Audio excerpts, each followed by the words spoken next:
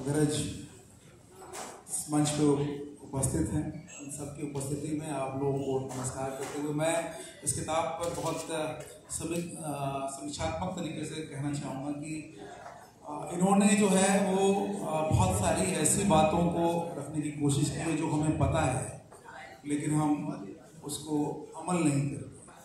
हमें पता है क्या गलत और क्या सही है, लेकिन अगर आपको वो एक चेकलिस्ट की तरह आपके सामने रख दी जाए तो उसको कहेंगे हम माइंडसेट। हम जब समाज में हमारा जन्म भी होता है तो हमको शुरू से ही माइंड में डाल दिया जाता है कि हमें बड़े होकर अधिकारी बनना है, शादी करनी है, बच्चे होने हैं और उनके बाद जो है समाज में अपना स्थान पाना है, मतलब एक मुकाम पाना है, घर बनाना है। लेकिन इस सारे प्रोसेस में, इस सारी प्रक्रिया में हम ये भूल जाते हैं कि हम कौन है, स्वयं कौन है, मैं कौन हूँ। और ये किताब जो है ये आपको याद दिलाती है कि आपको सर्वप्रथम स्वयं के बारे में सोचना है, एक आत्मचिंतन करना है। और जब आप स्वयं एक प्रकाश पुंज बन जाएंगे, एक एटम ऑफ लाइट बन जाएंगे, तो आप दूसरे को प्रकाशित कर पाए। इसके बहुत सारे चैप्टर्स में ये चीज़ों को बार बार रिपीट किया गया है।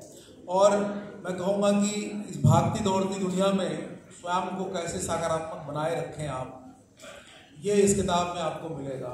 इवन पारिवारिक चीज़ों को भी कैसे सुलझाया जाए। खासकर मुझे एक चैप्टर बहुत अच्छा लगा इनका, वो है स्त्रियों को लेकर के। स्त्रियां जब घर से बाहर निकलती हैं और ऑफिस में कदम रखती हैं तो हमारी जिम्मेदारी क्या बनती है, हमारे घर वालों की जिम्मेदारी क्या बनती है कि हम कैसे एक ऐसा बनाएं जिसमें समानता पूरे स्वाभिमान के साथ सामने है। ये बहुत अच्छी बातें जो मैंने वहाँ पढ़ी और देखी। तीसरी बात है कि बार बार इस बात का जिक्र करते हैं कि आप सिर्फ किसी भी व्यक्ति का एक रूप नहीं देखिए, हर सिक्के का दो पहलू होता है और दोनों पहलुओं को आंकते हुए आपको किसी भी व्यक्ति का आकलन करना है।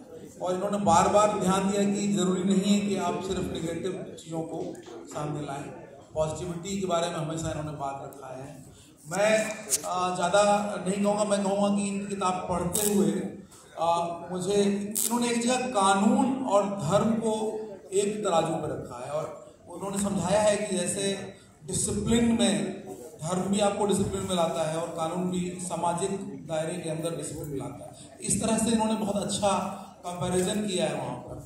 और मुझे इनकी किताब को पढ़ते हुए मैं कहूँगा एक भूपेन्द्र शुक्लेश हैं, बहुत बाल सन्यासी हैं उत्तराखंड के, उनकी किताब है खोलो मन की गांठें।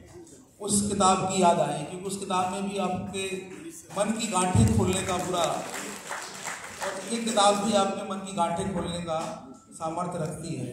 उसी की तरह अगर आप आगे बढ़ेंगे तो कृष्णात को जिन्होंने पढ़ा होगा, संबर जी हैं यहाँ पे, कृष्णात यात्रा वृत्तांत लिखते लिखते वो जीवन दर्शन के बारे में बात करते थे। और मैंने देखा कि महाराज जी भी जो है वो लेख लिखते लिखते बार बार जीवन दर्शन को लेके आते हैं। तो कृष्णात की याद थोड़ी सी आई। मैंने वापसी की थी साहित्य में दोबारा से 2014 में, जो भी लोग मेरे इस जीवन यात्रा को जानते होंगे, तो अनाम दास का पोथा एक किताब है हजारी प्रसाद द्विवेदी जी। उस किताब में प्रेम और सामाजिक दायित्व का समन्वय और संतुलन के बारे में बात किया गया है। वो भी महाराज जी की किताब में है, मिलेगा। खुद से बेहतर किताब है नवीन की, बिल्कुल लेटेस्ट इसी साल आई है, नवीन चौधरी की। तो खुद से बेहतर कैसे बने इसके बारे में इन्होंने बात रखी है।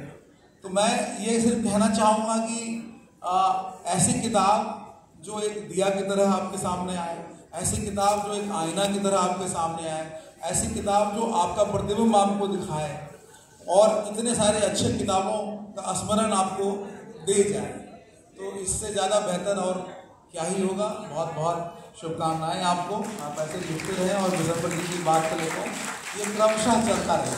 बहुत बहुत शुक्रिया।